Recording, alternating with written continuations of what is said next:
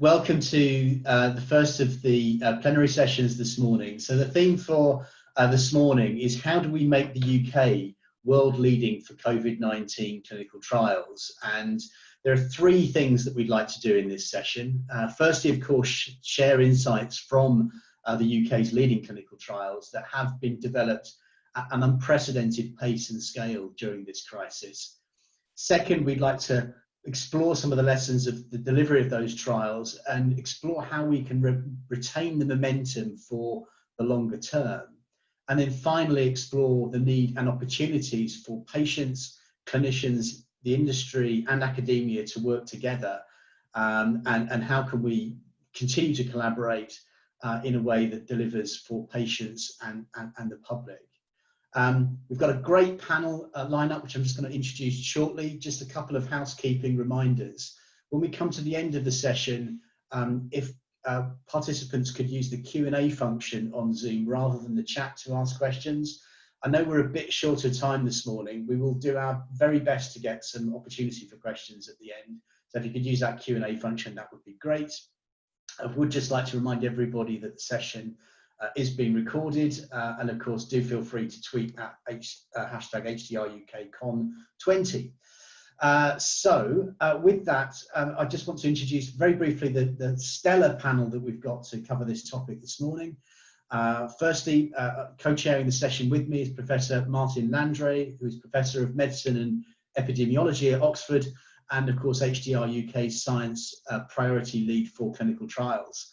Martin is also Deputy Director of the Oxford Big Data Institute and has also been a member of the NIHR Commissioning Board, as well as an external reference panel for the Ministerial Industry Strategy Group, and a member of the NHS Digital Research Advisory Group. He's of course been certainly at the forefront of UK COVID-19 research, particularly through the work on the recovery trial, and we're very pleased to have him here this morning. Dr. Janet Valentine will be going next, who's Director of the Clinical Practice Research Data Link, CPRD.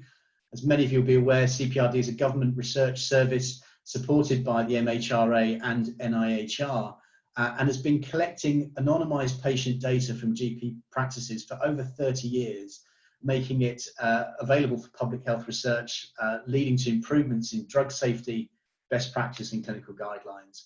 I know that Janet has got a scientific background in cancer research and a wealth of experience in clinical research, population health and informatics, spanning a number of organisations. Finally, we'll have a presentation from Mark Toms. Dr. Mark Toms is the Chief Scientific Officer for Novartis UK, and is there to ensure that scientific and clinical expertise is brought to the core of all Novartis activity. Mark began his clinical medical career as a medical officer in the British Army, following up with experience in the National Health Service as a specialist in anaesthesia and intensive care. I know that Mark has subsequently had 13 years of experience in a range of R&D based pharmaceutical companies, where he's really been pushing the need for the translation of company science into clinical practice. And I know that Mark has got a very strong interest in real world data, both in research and in the delivery of personalised care. Very finally, after the presentations this morning, I'm delighted to say we're going to be joined by Janet Frost, who is going to be providing a patient voice and patient perspective in the conversation. Janet is on the DataCan Hub Patient Involvement Group at HDR UK. But many of you may know Janet as being the former Chief Executive of the Health Research Authority, having stepped down in 2016 following for health reasons. But I'm delighted that Janet is going to complete the pack for our panel this morning. So with that, I'm now going to hand over to Martin, who's going to give a bit more context before delivering his presentation. Thanks, Martin. Okay, so thank you very much. And what I've been asked to do is to give a specific example, and that's the recovery trial. And some of the story I tell you will be a story of COVID, some will be a story of randomized trials, and you'll see how the routine data links in with the concept of randomization. So this is a trial that brings the sort of classic paradigm of randomized controlled trials with the opportunities that come with routine and, if you like, real world data. Next slide, please. So let me take you back to early March, a couple of weeks before the lockdown, when COVID was a relatively new disease, at least to those of us in the UK. There were very few cases. We'd heard stories from Italy about the tragedies emerging, particularly in intensive care, and of course we're familiar with the story from China. But at that point, it seemed that one of the key questions was, was there a treatment? Which drugs might work? There were huge therapeutic uncertainty, many candidates, many opinions from many sources, some of them extraordinarily high profile, some of them even knowledgeable, and no reliable data. From the data that came was from uncontrolled case series, retrospective data dredges, and so on and so forth. And it seemed to us that there was unlikely to be a single big win, but it was entirely possible several drugs might have moderate effects. For example, reducing hospital mortality by 1/5 would be important. And of course, in the future, if we could combine several of such drugs, we might actually end up with big effects. And that's exactly the pattern you see in HIV, in diabetes, in various forms of cancer, and in heart disease. Next slide, please. So which treatments to study? Well, there are lots that were on a long list of, I think, several hundred of possibly effective treatments, but could be whittled down. We needed treatments where we understood the safety issues. This was a treatment that needed to be scaled up very rapidly. And for that, there needed to be sufficient treatment available today, that's early March, for large-scale trial recruitment. And the potential then to roll that out as a practical therapeutic strategy, a treatment, not only across every NHS hospital in this country, but worldwide, if the treatment was shown to be effective. There are basically three broad ways of approaching COVID. One is to try and tackle the virus, repurposing drugs like lopinavir, ritonavir from the HIV world, hydroxychloroquine from malaria, thinking about how to tackle the immune system, so low-dose steroids, azithromycin, or newer drugs such as tocilizumab, which targets a particular part of the immune pathway, or treatments that are targeted, new treatments targeted at the virus itself, in particular convalescent plasma. And looking ahead, then there are various companies who are manufacturing antibodies specifically targeted at the virus in various ways. Next slide. We focused very much on patients who were hospitalized. We focused on those who were clinically suspected of having the virus and having the disease. That did not necessarily require laboratory testing at the time, because as we all remember, the availability of testing was somewhat limited, and in any case somewhat delayed, and sometimes the test came back negative because of poor technique rather than because of anything else. Next slide. One of the things that we were really conscious of was that there was this tsunami about to hit the NHS. We wrote the first draft of the protocol on the 10th of March, and we anticipated that within about a fortnight, very, very large numbers of cases would start emerging, particularly in the big cities, but then spreading out across the rest of the country. And of course, that's transpired largely to be the case over the last 3 months, unfortunately. So we really streamlined everything down back to the principles of those large, simple randomized trials of the 1980s that were used to first establish treatments for heart attack. The consent form was just 1 page. The information sheet was 2 pages written in plain English, or in about 10 or 12 other different languages, depending on need. And is very much focused on providing information to the patient, as opposed to ticking every other detail that everybody might want added in. It was about informing. Next slide, please. The randomization form, I mean, in some ways, this is all rather old-fashioned. It looks like the sort of form that you might have, or at least some of us can remember seeing on carbon copy paper, a simple form with about a dozen or so questions about the patient, the inclusion criteria, some key other diseases, and just checks to see whether there are any particular treatments the patient's not eligible for, either because it's not suitable for that patient or it's not available in that hospital. And then the computer tosses a coin and lands people down as to either a usual care group or one of the possible treatment options. And then the doctor simply prescribes that treatment using the usual hospital drug chart, which again, of course, these days is largely electronic. Next slide. And likewise, follow-up information was streamlined. So we had a simple online form, much like the one I've just shown you, which collected information on what treatments patients actually received, the COVID test result, which might not have been available on day one, whether the patient went home, and if they didn't go home, whether they went home, did they go home or did they leave hospital, or did they not survive? And then the use of ventilation, which is a key endpoint. And so by using all that simple information, you can make this incredibly practical at the bedside. You bring clinical trials to clinical care, and they meet together with patient, doctor, and bedside. But at the same time, if you go up one, please, sorry. What we were using and able to do was to link into multiple national data sets to fill in the gaps, if you like, to fill in information about past disease from hospital episode statistics and in due course from GP records, to fill in information about the diagnoses that were made during the hospital stay, sourcing new information such as the secondary use service information to give timely information on vital status, date of discharge, and so on, linking to death certificates, linking to specialist COVID data sets, linking into public health data sets, linking into intensive care audit data sets, and in due course linking into things like the renal registry. So you get a very comprehensive picture, but you get all that from the data that's collected anyway, that is already out there in the real world. There's a huge chunk of work to do, first to access that data, and then secondly to pipe that data in a way that ends up being useful for the trial itself. But it does mean that at the coalface, the amount of information that you need to collect and the amount of time you need to spend is very limited. Next slide, please. So the primary outcome, as I said, was all-cause mortality, so death at 28 days. We were also interested in how long people spent in hospital and whether they needed ventilation. And then there are a number of other secondary outcomes or subsidiary outcomes. Next slide, please. Now this trial, next slide. This trial has progressed at a pace that is truly remarkable and unprecedented. As I say, we wrote the protocol on 10th of March. We recruited the first patient on the 19th of March. 8 weeks and 9 minutes later, we recruited the 10,000th patient.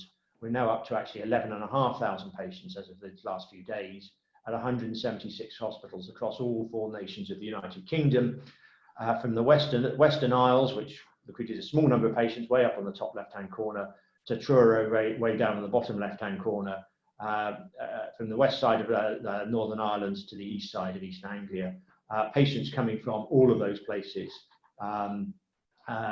with investigators recruiting those patients at local sites. And the biggest blob, for those who are interested, is from Leicester, where one single trust, actually 2 hospitals, recruited over 500 patients so far to a single trial in the course of a pandemic. Next slide, please. Well, what sort of patients? These are very typical patients of what have been seen in the UK. In fact, this is 1/6 of the patients admitted to hospital in the UK overall. 2/3 are men, mean age is 66, but about a quarter are over 80 and a large number are over 70. Interesting that about a quarter were not on oxygen when they were randomized, about 60% did require oxygen, and then another 14% required oxygen and also ventilation.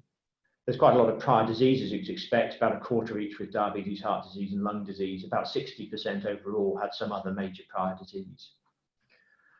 Next slide. And you do all this because you want results. So on the 4th of June, I actually recorded a talk very like this for the Royal College of Physicians. I said I expect results towards the end of June or early July. That afternoon, the chairman of the Data Monitoring Committee rang me up and said, I think you ought to look at these results for hydroxychloroquine. We made them available the following day and stopped recruitment. And as has been shown, we showed absolutely no evidence of benefit of a drug which has been highly touted as being, in some instances or from some lips, a miracle cure for COVID. So the patients with hydroxychloroquine did slightly worse, not significantly worse than the patients in the usual care group. We stopped this trial because of lack of efficacy, and that's pretty clear cut. Next slide. And of course, what one is doing research for patients. Here is a patient who shared his story when he was a participant. He shared that story with BBC News. You click again. And then over time, this was covered by other outlets. And next slide. Such that by early March, as I say, we've got results that actually are now saying hydroxychloroquine does not cure COVID. And the next slide, which I added just last night, which is that the FDA, who had previously issued what's called an emergency use authorization. In other words, it could be used off-label to treat chloroquine, to treat COVID in the United States. They have withdrawn that approval. Final slide. And finally, as a huge thanks, you'll see that NHS DigiTrials, Health Data Research UK are all part of this, but this is one piece of an extraordinarily complicated jigsaw. This trial has not been reproduced anywhere around the world. The second largest trial is about 3,500 patients. So it's a truly national effort underpinned by data and good randomization science. Thank you. Martin, thank you very much indeed. And if I may just acknowledge that, you only have to look at how the recovery trial has been reported in the US to know the high esteem that it's been held in globally. So thank you for that presentation. I'm going to hand straight over to Janet Valentine now from CVRD. Thanks, Janet. Thank you. Anyone who here is familiar with running clinical trials will be familiar with the issues relating to delays in clinical trials. There's certainly scope to make them more efficient, right from the design of the trial through to long-term follow-up. Next slide, please. So can we use EHR? I'm going to use that term to describe electronic health records. Can we use these records to improve the efficiency of clinical trials right throughout the process? Next slide, please. The Clinical Practice Research Data Link, CPRD, is jointly supported by the MHRA and NIHR. And as Richard said in the introduction, we've been collecting data from GP practices right across the UK for over 32 years now. And the data has been widely used by researchers globally, both academic and industry and regulators, for public health and clinical studies. We just clocked over 50 million patients on the database last month. That's of value for observational studies. But if you're going to use these data for improving the efficiency of clinical trials, what you need is access to these patients in near real time. So of those 50 million, we've got 15 million who are currently registered at GP practices who are contributing data to CPRD on a daily basis. And that amounts to 1 in every 5 GP practices across the UK. And with System 1 coming on board now, that number is set to dramatically rise over the course of the year. The data we have is longitudinal data, very rich, with median 10 years follow-up, and a quarter of the data has over 20 years follow-up. Next slide, please. What information is inside the EHR? So the information that is collected will be the information gathered at primary care consultations itself, so symptoms, diagnoses, prescription, but it will also include demographic data, lifestyle data, it will include referrals and laboratory test data, and it will be inclusive of data from intended hospital and unintended hospital visits. So we'll include discharge letters. And CPRD collects all of this coded data. What we don't collect is any identifiers, we don't collect name, address, NHS number, and we only collect full date of birth. Next slide, please. What advantage is this rich data for searching records for clinical trials? Well, first of all, GPs are the gatekeepers to the NHS, which is why the vast majority, over 95% of the population, are registered with a GP. And GPs now not only look after us in primary care, but they also manage most acute conditions. So the record contains almost the full medical history of patients from cradle to grave. So we have a representative population across all geographies, demographies, socioeconomic situations. We've got this rich longitudinal information that enables us to do sophisticated pre-screening, And because the data are updated each day, that means we have dynamic lists of patients who are potentially eligible for studies, and we're able to use that data to help us do timely searches. If we move to the next slide, we can see how that provides an advantage for us. So the examples in boxes here are all factors from protocols where we've carried out searches and been involved in recruitment for trials. So if we look here at treatment data, so most protocols will be interested in how long a patient has been treated for with a particular medication. They might need to know what levels of laboratory tests you have in the record and over what period. So as I said, the data is timely, it's updated every day. So we can look at results within the last 30 days. Event data. So we can look at clinical events that have happened very recently, but we can also, because of the rich longitudinal data, look at events that have happened in the past. And adherence is important. We can look through the record to see if there are any factors in a patient's record that make them less suitable for trial because of issues such as dementia or substance abuse. Move to the next slide, please. So how does this method of searching, how is this an advantage over the current methods now? So current methods in use is we use print advertising or social media. And what that means is you generate a lot of interest, but once you get to the clinical site, there are a lot of screen failures, and that is a waste of patients' time and the time at the site. Or we rely on a known pool of clinicians. And again, that means that patients across the UK are missing out on opportunities. And there are various databases where people have consented to be contacted for research. But again, that is often limited and you're relying on a set of patients and whose records will need to be screened in any event. Next slide, please. So how is the approach that CVRD uses? What is the approach that overcomes some of these limitations? So first of all, we collect data from right across the UK. So we're able to include patients no matter where they live across the UK. So we're not just relying on the usual sites that may be involved today. We can search our database of over 15 million patients. We can do this very rapidly using a single standardized search. And we're able to locate these patients. We don't know the identities of these patients. They have a pseudonym attached to them. We don't know who they are, but we do know their clinical record. And what we're able to do is match the inclusion and exclusion criteria of the protocol to the patient record.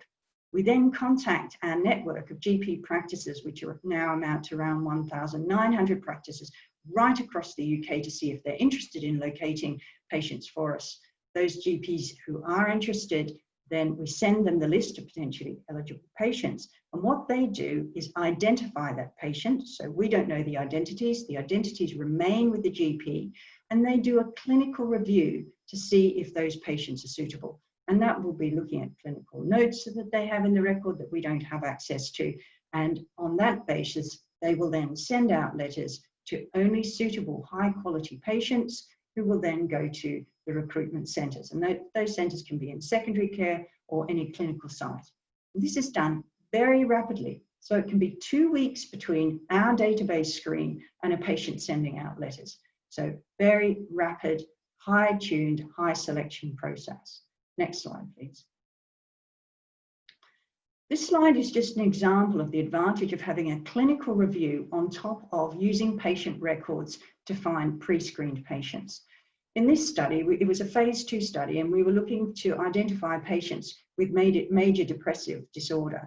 And we agreed with the sponsor on the search criteria. We found our GPs, and our GPs started to look through the pre-screen list of patients just to make sure that they'd be suitable for the trial.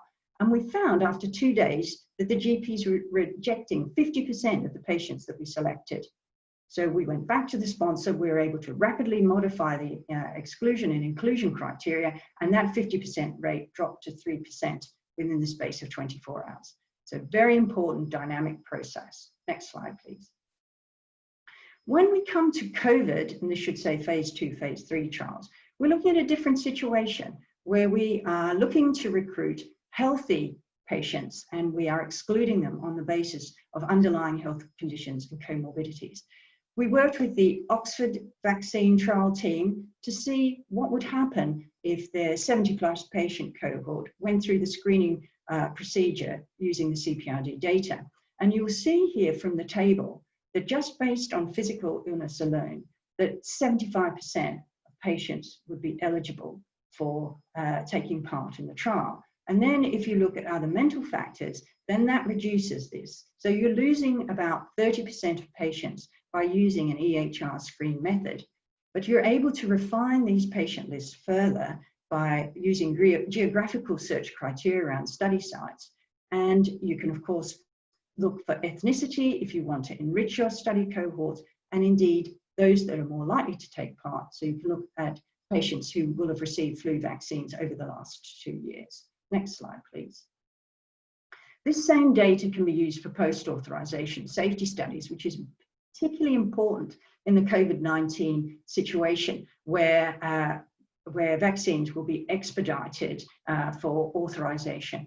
And if we move to the last and final slide, it's not just safety monitoring we're here. We're interested in effectiveness. So CVRD has an interventional research services platform where we're actually able to randomize patients in the real world. And in this way, it will be possible to examine the effectiveness of vaccine A versus vaccine B. And we can collect the data directly from the record, and we're able to carry out patient-independent follow-up. And I'm going to leave it there. Thanks, Richard. Janet, thank you very much indeed. And what a powerful story of kind of past, present and future, with incredible history of the longitudinal data in the past, you know, really effective, obvious use during the current crisis, but also a really interesting story about scope for future innovation with, you know, CVRD as an asset for the UK's kind of life science ecosystem, if I can put it that way. So thank you for that. Final presentation this morning session then is for Mark Toms of Novartis. So thanks, Mark. Yes, good morning, and thank you, Richard. So I think first of all, first slide. The COVID-19 pandemic and our response to it have radically transformed how we think about clinical trials and the use of health data. Now, you could argue that the conversations we're having today, which is getting to the very heart of how we use the latest data and technologies ultimately to improve patient outcomes, really hasn't been more important, and to get it quick and fast is even more important. The UK has got a clearly distinctive opportunity to take some of the learnings from the past few months to improve and refine clinical trials and help maintain the country's position as a life science leader. I know, Richard, you mentioned some of my background, but just to be clear, that I joined Novartis as UK Medical Director and Chief Scientific Officer in 2017, and my role is really twofold. Firstly, to ensure our work in the UK remains grounded in clinical practice, science and evidence, but most importantly, that it's focused around the needs of the patient. Now, in my time in industry, I've seen a lot of change, but I think that it's safe to say in the past few months, I've seen our sector change at an unparalleled pace. We've had faster decision making, cutting through red tape, working more closely together as one ecosystem. Years of innovation and transformation have taken place in really a very short space of time. Today I'm going to be focusing on what the future of clinical trials could look like and the critical role of health data in improving the speed, quality and efficiency of trials. But before we do that, we do have to ask ourselves, what are clinical trials like now? And how is this data currently being used? Next slide, please. Through the work being done to bring the life sciences strategy to life by organisations such as HDR UK, CVRD, the NHS, and across academia, charity and industry, we're progressing towards a world-leading health data infrastructure.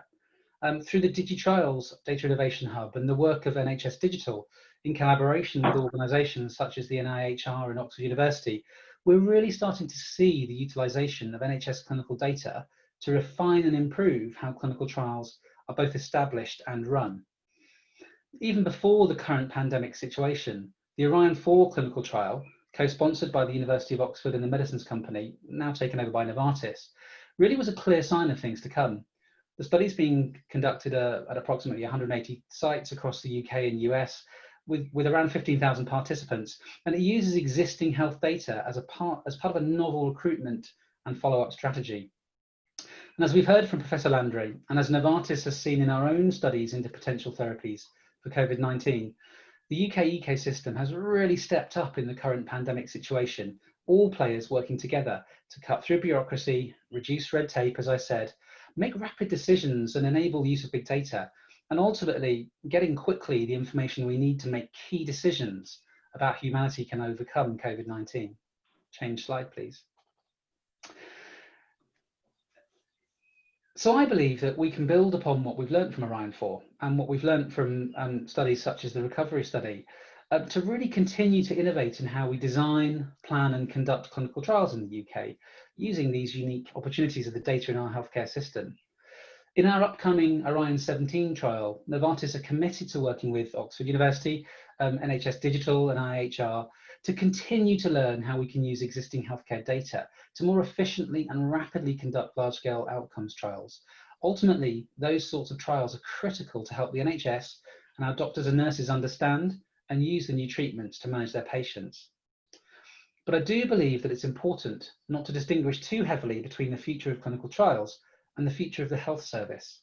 Clearly they're intertwined, and I really believe that how clinical trials will be conducted here in the UK in the next 10 years is going to a large extent be dependent on how we can work with the NHS. Broadly speaking, we should be looking to build a health system that is both connected, but is always learning from the data that it produces. The data that it produces as a result of managing patients. If we can better use that data, the data that's generated every minute by the NHS, clinical trials can be more integrated, they can be more efficient and more patient-centric, but most importantly, the system can learn, adapt and continue to improve the care that's delivered to patients. So we need to build on this and use the technology that's coming to be closer to patients, and that in turn is going to make trials more effective. It's also important that we cooperate more effectively across different countries to improve efficiency and reduce some of the administrative burdens that we have. For the UK to make the most of these distinctive opportunities and to remain a leader of global studies, it is vital that we remain competitive. We've got to ensure that we continue to try to get the basics right at the same time as building the innovative approaches. And a whole host of elements come under these basics. We've got to manage costs to be both competitive, but also consistent across sites. We've got to focus on recruitment times and work hard to ensure data quality and the safety within our studies. Only if we master the basics as a system can data then be used to further enhance the UK's capabilities in clinical research. Next slide, please. So I think really there's one fundamental challenge to making this vision a reality, and that's data interoperability.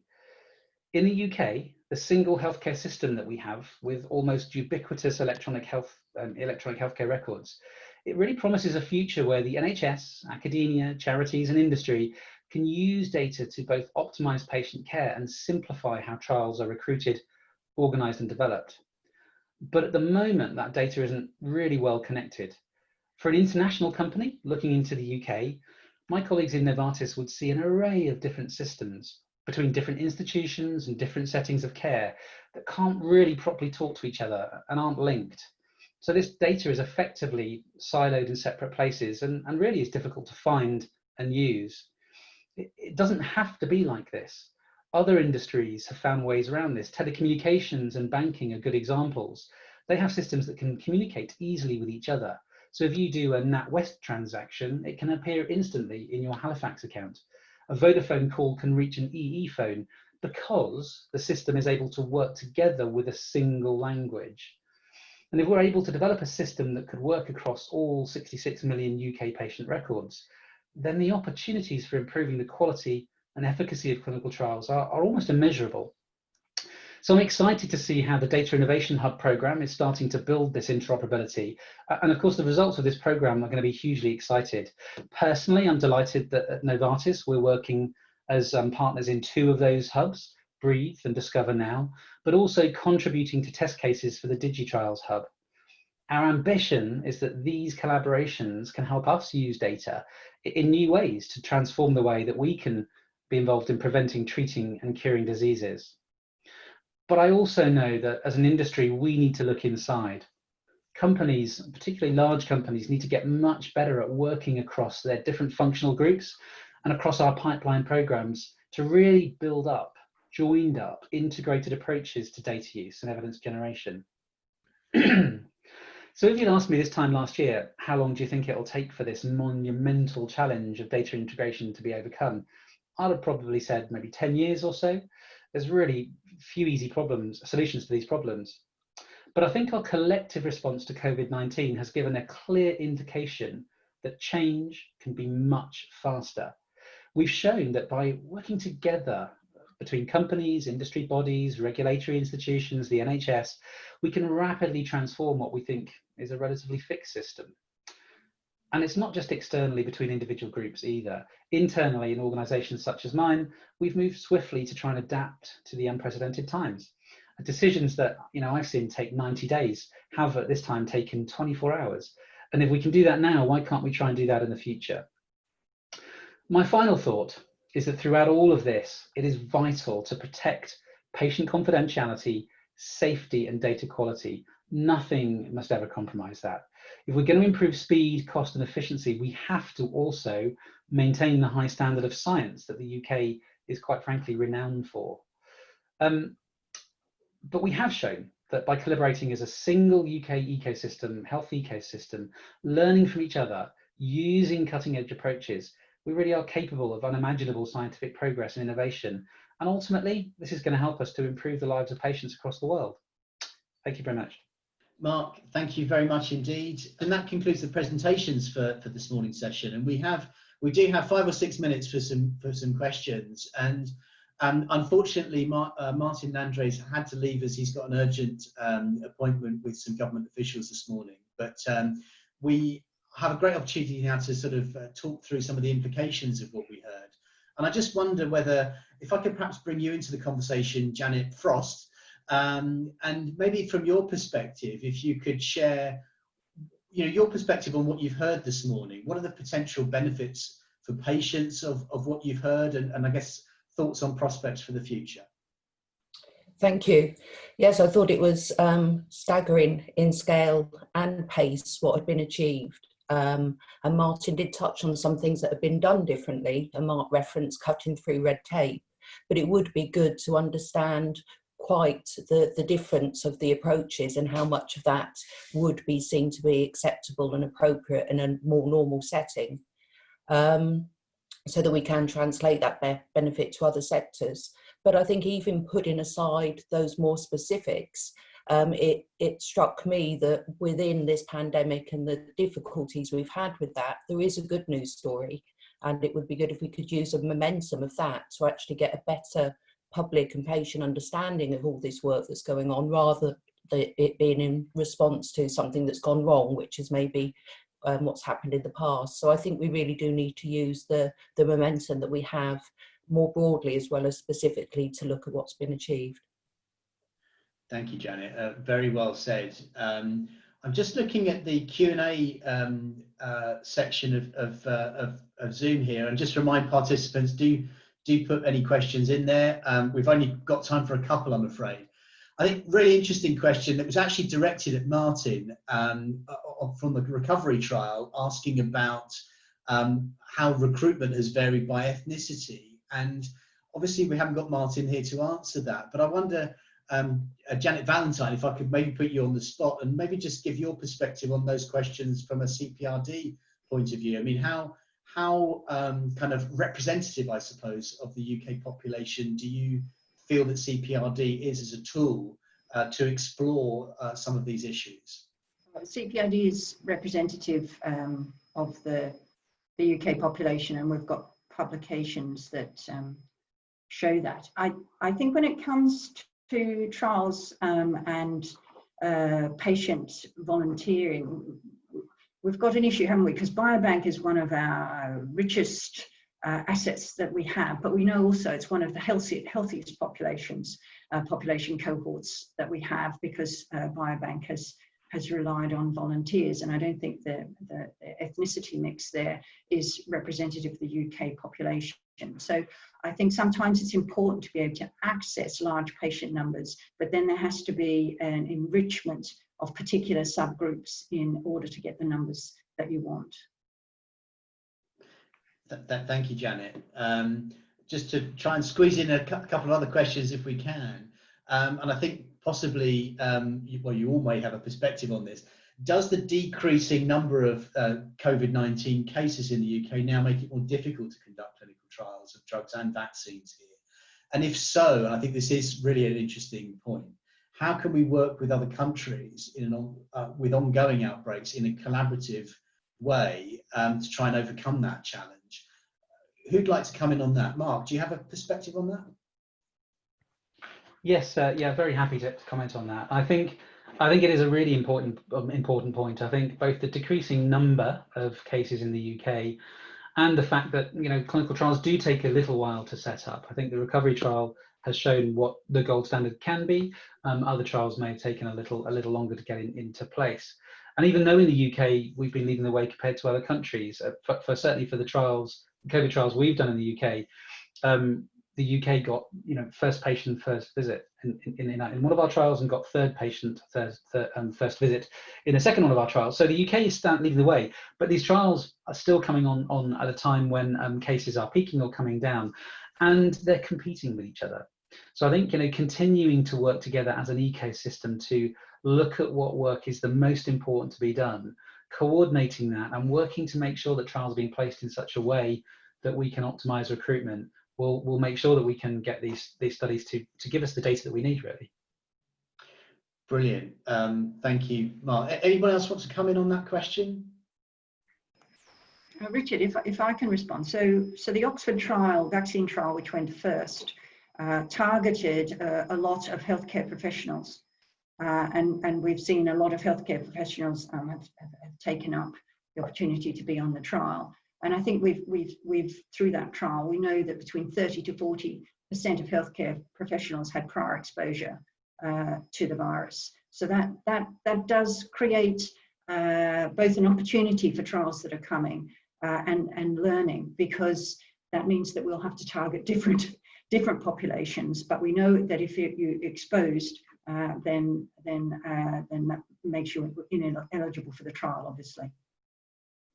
Great. We've got 1 minute left, and I'm going to determine to squeeze another question in, if I may. And it's actually a specific one on CPRD. And I mean, Mark mentioned a range of factors that affect competitiveness of trials in terms of quality and speed. And we have a question on the chat here around whether or not you managed to quantify the time benefits in terms of using CPRD compared to traditional methods. Because I suppose to try and extend that question, given that time is money, one would presumably be able to kind of really demonstrate how effective using CPRD is for recruitment in terms of an investment proposition for those looking to invest in trials here. Is that something that you've already quantified?